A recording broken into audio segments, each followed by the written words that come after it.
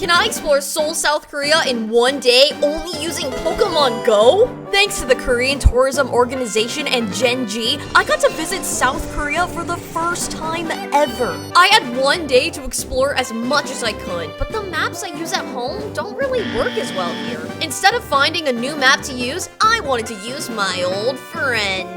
Will Pokémon Go be able to guide me around the city, or will I get lost in a foreign country? Eek. Well, there's only one way to find out. Oh my gosh, we have a Pokestop right here and like a million Pokemon. I think this is a good place to start. All right, we got lucky. Can I get the Fanfi? Hold on. I'm going for the swirl tactic. Give me a second. I got my first Pokemon. Oh, it's this right here. This is the Pokestop.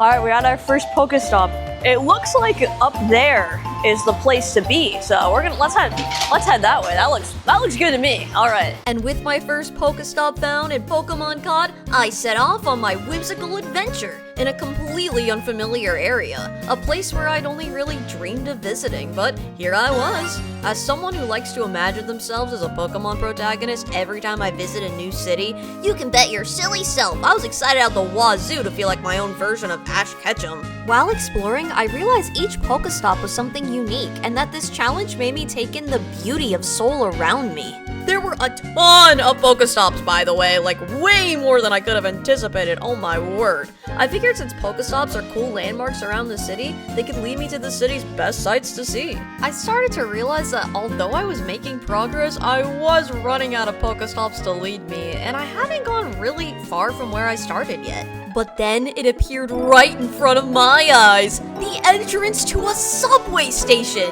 What better way to explore further than to test our luck by attempting to figure out a foreign country's public transportation without any guides or maps? Oh geez. With a thirst for adventure and a fear of getting lost and losing my mind, I bravely entered the station. I was lucky enough to have a friend lend me their subway card, and I somehow figured out the money machine. I really had no idea where I was going. Seriously, I just kind of tried to follow these arrows and hoped and prayed for the best. I don't use public transportation back home at all, so trying to navigate public transportation without any maps in an entirely different country is, you know, a little tricky to say the least. It may or may not have taken me an embarrassing amount of time to figure out which gate I should wait at, but eventually the subway showed up and hey, that was my cue. Luckily, South Korea is known for great public transportation, so I got to enjoy my ride and stay as long as I felt like. I wanted to trust my main character instincts with this one and kind of allow fate to decide where I'd end up. I mean, this was a huge risk just getting off at a random stop, but hey, I mean, surely there's something up here that will make this worthwhile, right? Right?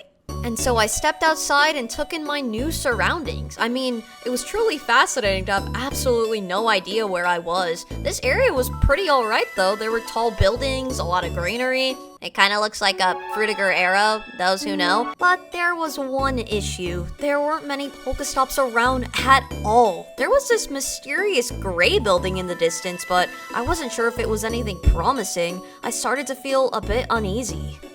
There's not a lot of stops here, and we did get a little lost in the subway. I don't know, maybe up ahead it looks like there's a little more. Maybe we'll get lucky. I really hope. I don't know. I don't know. I'm feeling kind of unsure. I started to feel super regretful. I felt like I was walking for ages with what seemed like my goals slipping away from me. Should I have gotten off at a later stop? Or maybe I shouldn't have even taken the subway at all. I don't even know what I'm doing. I mean, despite my doubts, I feel like I should just try to move forward.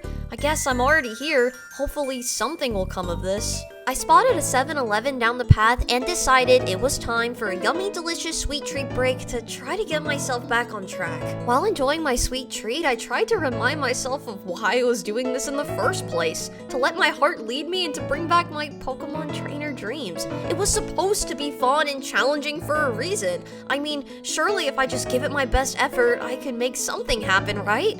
As I kept walking, I noticed there were luckily more and more stops coming up on the screen. There was also that mysterious gray building in the distance. I mean, seriously, what is that for? I'm kinda curious, actually. I mean, is it a mall? Oh, Or maybe like an art museum? Oh no, dude, it's probably just a stupid office building. Trying to stay positive, I noticed there were more and more context clues as I got closer to whatever this is. I mean, what kind of establishment has a map like this? What? I took a few more steps and realized I had ended up at somewhere called Lotte World Adventure?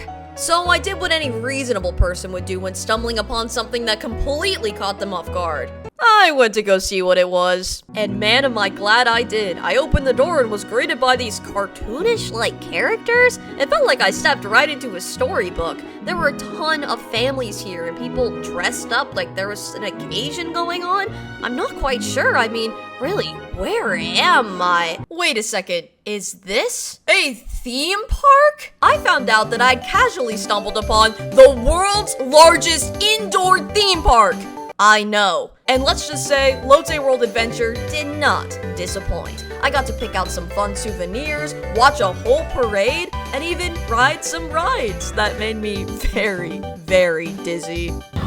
Oh my God. This place was so colorful and so whimsical, and everyone there seemed to be having so much fun. Lotte World Adventure seemed pretty awesome, but there was something missing. The adventure. I was having fun and all, but wait, what was that?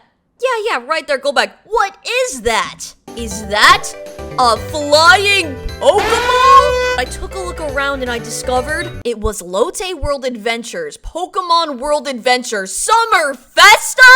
Are you kidding me? A Pokemon-themed experience discovered by using Pokémon Go. You couldn't make this up. There were so many Pokemon-themed areas to explore, and I truly felt like a real Pokemon trainer. As a Pokemon fan for 17 years, I was filled with pure joy and excitement. To complete our truly Pokemon-themed day, I just had to get in line for the Pokemon Special Event Ride. This line was super long, and let's just say, I got a little delirious. We went from young Sheldon to Little Prince. But after a couple hours, it was finally my turn. I boarded the ride of my dreams and took off into the sky. This ride gave me the most breathtaking view of Lotte World imaginable.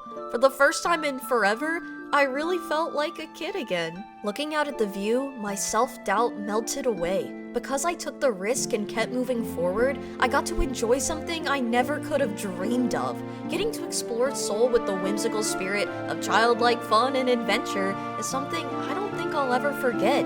Sometimes, taking the fun and unique way of experiencing life is the most rewarding, and what you can discover along the way makes any troubles worthwhile.